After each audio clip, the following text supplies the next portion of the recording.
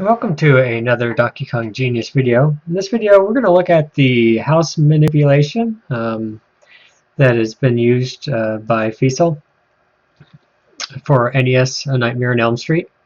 And I wanted just to explain this by doing a frame-by-frame analysis so people know exactly why it works, how it works, and what we can do to try to maximize its potential.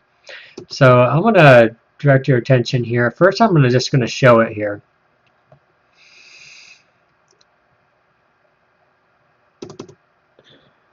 All right, we're going to show it here.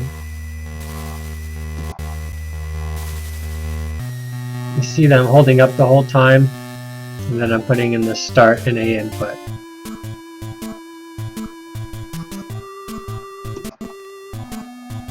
So we're going to do that again here. Okay, ready? I want you to watch the inputs. You hold up at the beginning.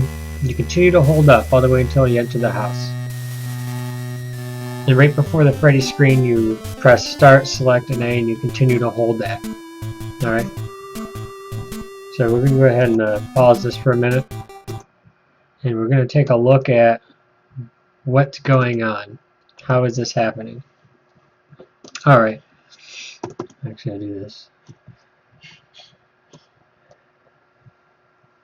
Basically, these red frames right here, these red fields, are pretty much dead zones as far as I'm concerned. The game is either not scanning for inputs or the inputs do not influence anything in the game.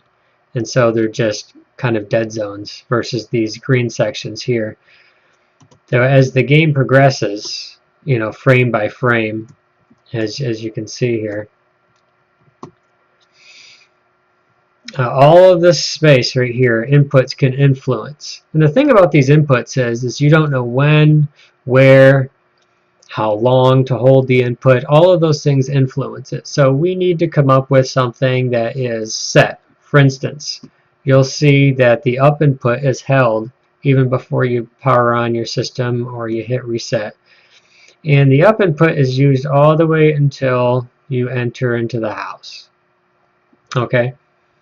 And so that's pretty much a buffered input. So you don't have to guess where to do it. You don't have to guess how long to do it or where to do it, because it's just buffered. You just hold it the whole time.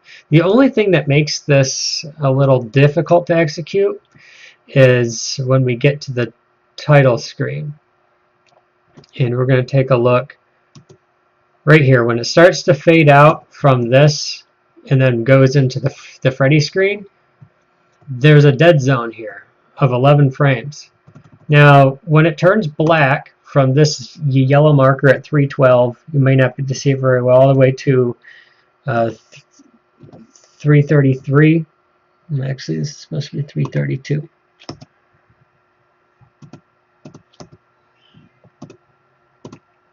Alright, this entire range right here is when it's black. When it's blacked out, it's transitioning from the first title screen that pops up until you see Freddy.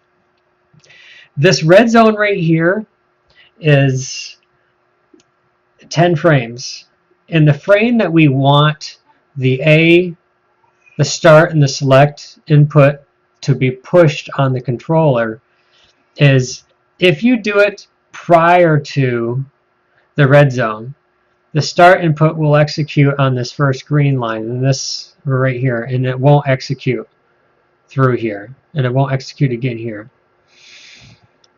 So any input that you put in this red zone is not going to execute, but you continue to hold it, and on the first frame of execution, it'll hit it exactly where you need it to be.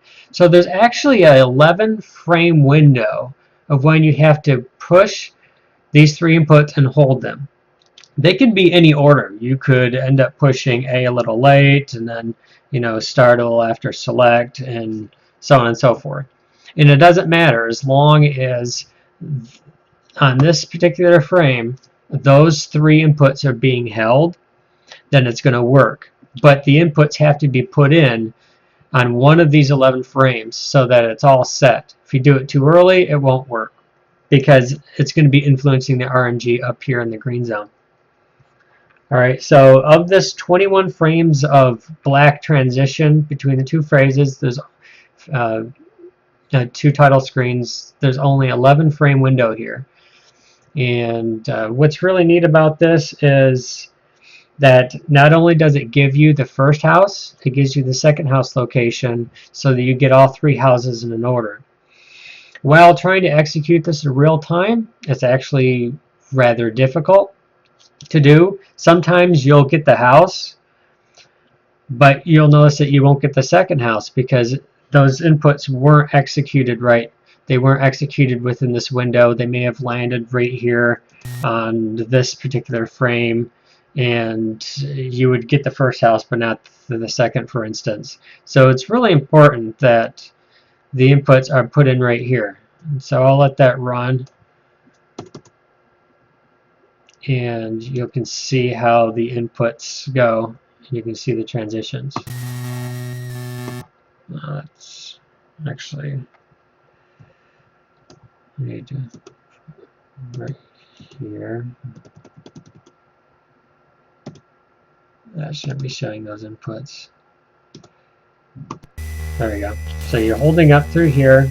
It goes black. Bam, you hit that 11 frame window. You continue to hold. Bam, you go into the first house. So that's pretty sick. That helps. Now, even though you have that first up input that's buffered at the very beginning here, even though we have this 11 frame window to get all these inputs right here set so that they're holding for when their game starts to read, and it's still not easy to execute. I mean, it's 11 frame window, so you still have to execute it, and I think somebody can get pretty good at doing that. But I thought it would be neat to kind of show exactly how this works, why it works, and demonstrate that it works.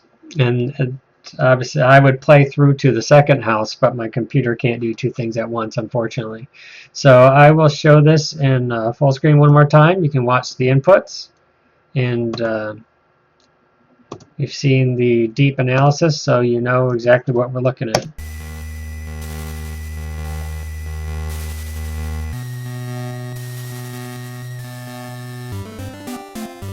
And there you go. That is the frame manipulation for NES, A Nightmare on Elm Street. Thanks for watching.